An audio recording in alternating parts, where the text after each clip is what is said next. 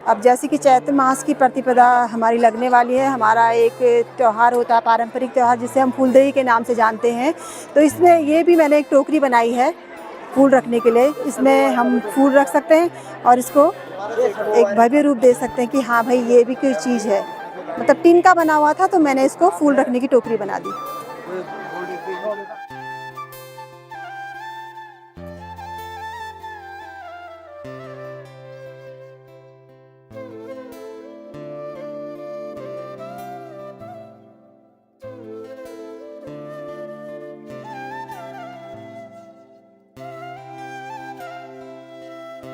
मैं मतलब बचपन से ये काम करते हैं, लेकिन ये प्रेरणा मुझे अपनी माँ से मिली। मेरी माँ इसको बनाती थी।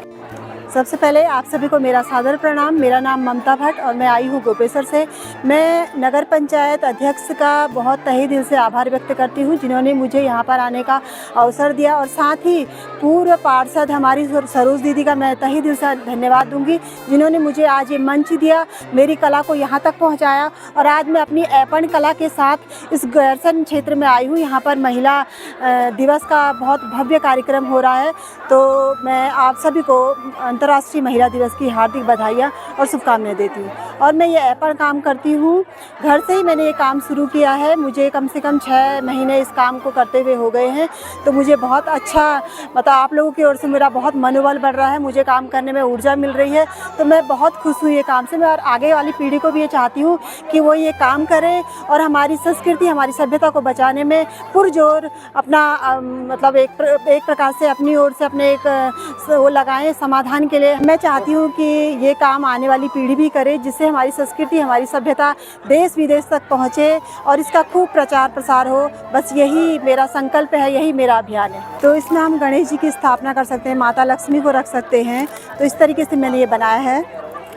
पूरे अपने पहाड़ी संस्कृति और पहाड़ी विरासत को बचाने के लिए काम किया है। साथ ही मैंने ये आईफोन कवर मैंने अपने हाथों से तैयार किया है। ये भी एक हैंडमेड है और ऐपन से बनाया हुआ है। इसके साथ मैंने ये जल देने के लिए लोटे बनाए हैं, इससे हम लोग अर्घ दे सकते हैं। साथ ही ये हमारा एक ऐपन से बनाया हुआ पेन स्टैंड है, हम इसमें पेन रख सकते हैं, बच्चों के बहुत काम आएगा। हैंडमेड हम लोगों के जो घर में कुशन रहते हैं तो उसके लिए भी मैंने ये काम किया है। तो ये कवर बनाए हैं मैंने ऐपन से। और माता रानी की पूजा की थाल बनाई है, क्योंकि आजकल तो जो होता है ना वर्क जो होता है वो वेलवेट का होता है, तो वो एक धोने में मतलब निकल जाता है, तो उसकी कोई गारंटी रहती है। ये मैंने स्टील की थालियाँ खरीदी है और उसके बाद मैंने इसको इतने ऐपन से इसको कवर्ड किया है। तो ये हमारी पूजा में काम आती हैं। वाद्य यंत्र मसक बीन को मैंने इसमें सजा करके, ऐपन में सजा करके मैंने ये की स्टैंड बनाया हुआ है। अब ये विलुप्त होते जा रहे हैं, तो इसको हमने मतलब लकड़ी से बनवा करके इसको इस तरीके से हमने ये रूप दिया है कि जिससे पहाड़ की जो हमारी पुरानी विरासत वो दिखने को मिले, झलक मिले उसकी। और साथ ही मैंने जो हमारे ऐपन होती है, ऐपन से मैंने ये जो हमारे घर को सजाते हैं ना, तोरण बोलते हैं जिसको, इसको हम घर की दहलीज के ऊपर से हम इसको लगा सकते हैं। तो ये पतंग तोरण के नाम से प्रचलित है और हमने इसको ऐपन का रूप दिया है।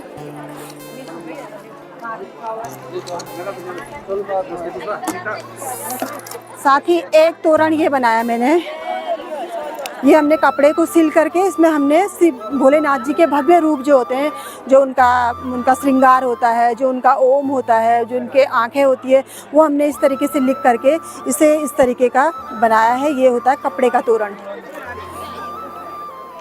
और ये मैंने देखो अपने पहाड़ी कल्चर में जो एक केतली होती है उसको मैंने इस तरीके से सजाया।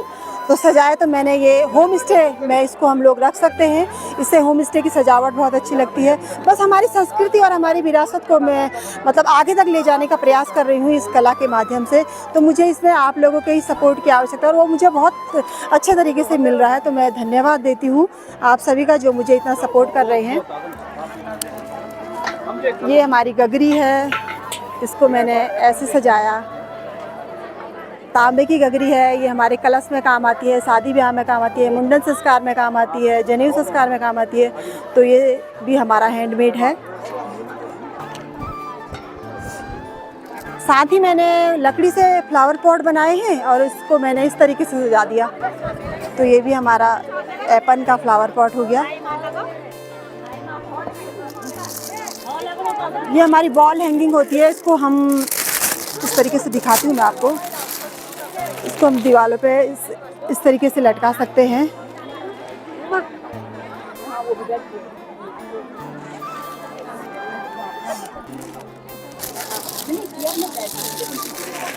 साथ ही मैंने एक ये स्टॉल हमने मतलब एक जो हमारा दुपट्टा होता है वो एपन से मैंने इसको ऐसे सजाया।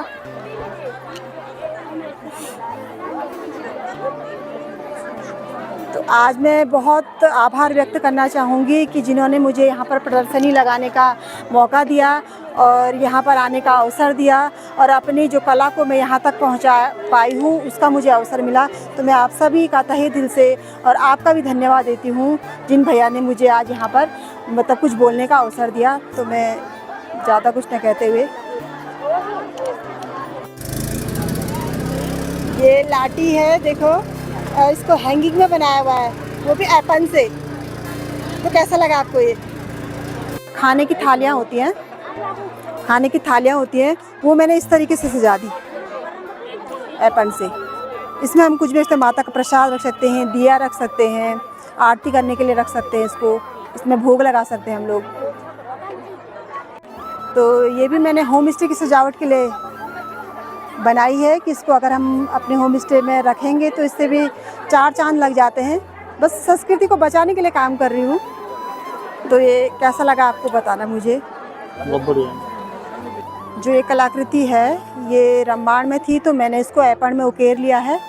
तो उसके बाद मैंने इसको एपन में बनाया, तो उसके बाद ये फ्रेमिंग करी। तो इसको हम किसी भी ऑफिस में, ड्राइंग रूम में हम इसको मतलब पीछे से इसको ये करने का है, इसको करके इसको हम लगा सकते हैं। अब जैसे कि चैत्र मास की प्रतिपदा हमारी लगने वाली है, हमारा एक त्यौहार होता है, पारंपरिक त्यौहार जिसे हम फूलदेई के नाम से जानते हैं। तो इसमें ये भी मैंने एक टोकरी बनाई है फूल रखने के लिए। इसमें हम फूल रख सकते हैं और इसको एक भव्य रूप दे सकते हैं कि हाँ भाई ये भी कोई चीज़ है। मतलब टिन का बना हुआ था तो मैंने इसको फूल रखने की टोकरी बना दी। ये तुलसी के गमले हैं छोटे छोटे से, इसमें हम लोग तुलसी बो सकते हैं। और ये जो कटोरियाँ दिख रही हैं आपको, ये छोटी छोटी सी, ये मैंने दिया रखने के लिए बनाए हैं। क्योंकि जब हम मिट्टी के दिए बनाते हैं तो वो अगर इधर उधर हम उसको डिस्पैच करते हैं तो मतलब टूट जाती है, चटक जाती हैं। तो ये मैंने स्टील के दियों को मतलब कटोरियों को इस तरीके से सजा दिया जिससे कि हम इसे दिया रख सकते हैं, भोग रख सकते हैं माता का। इन्हें कहा जाता है कॉस्टर कहा जाता है। तो ये भी मैंने एपन से सजा दिए हैं। तो ये ऐसे दिखेंगे आपको।